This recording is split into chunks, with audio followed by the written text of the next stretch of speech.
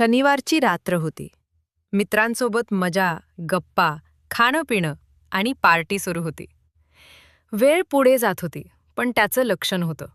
मित्र म्हणाले, "अरे, अजून थोडा वेळ बस ना." तो हसत म्हणाला, "हो, उद्या पाहू काय होतं ते." रात्र वाढत गेली आणि शेवटी तो घरी पोहोचला तेव्हा रात्रीचे 1 वाजले होते.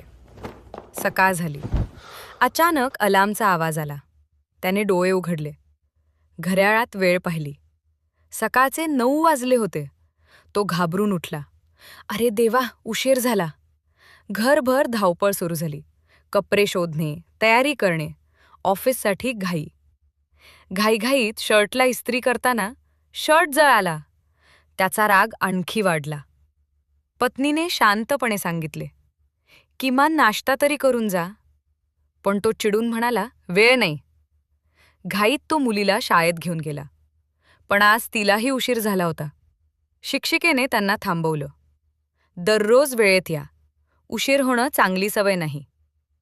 मुलगी शांत झाली. तिच्या चेहऱ्यावर नाराजी आणि लाज स्पष्ट दिसत होती. हे पाहून त्याच्या मनात अपराधीपणाची भावना निर्माण झाली. ऑफिसमध्ये पोहोचायला सकाळचे 11 वाजले. सर्वांच्या नजरा त्याच्याकडे होत्या. बॉसने रागानं, "ही ऑफिसमध्ये येण्याची वेळ आहे का?" तो काहीच बोलू शकला नाही. पूर्ण दिवस त्याचं मन अस्वस्थ होतं. कामात चुका होऊ लागल्या, महत्त्वाच्या गोष्टी विसरल्या जाऊ लागल्या. सहकाऱ्यांवर चिडचिड वाढली. तणावामुळे त्याचा पूर्ण दिवस खराब झाला. रात्र झाली. सगळे झोपले होते, पण त्याला झोप येत नव्हती. तो दिवसभराचा विचार करू लागला. कालची पार्टी, उशिरा झोपणं, सकाळची घाई, मुलीची नाराजी, बॉसचा राग आणि अचानक त्याला त्याच्या प्रश्नाचं उत्तर मिळालं. आजचा दिवस खराब गेला कारण काल मी वेळेची किंमत समजून घेतली नाही. त्याने मोबाईल बाजूला ठेवला, उद्याचा अलार्म लावला आणि शांतपणे वेळेत झोपला. तणाव अचानक निर्माण होत नाही, तो आपल्या चुकीच्या सवयींमधून निर्माण होतो.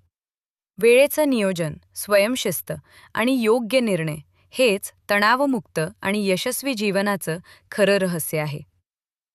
तणावमुक्त जीवनासाठी स्वयंशिस्त आणि वेळेचे नियोजन अत्यंत महत्त्वाचे आहे.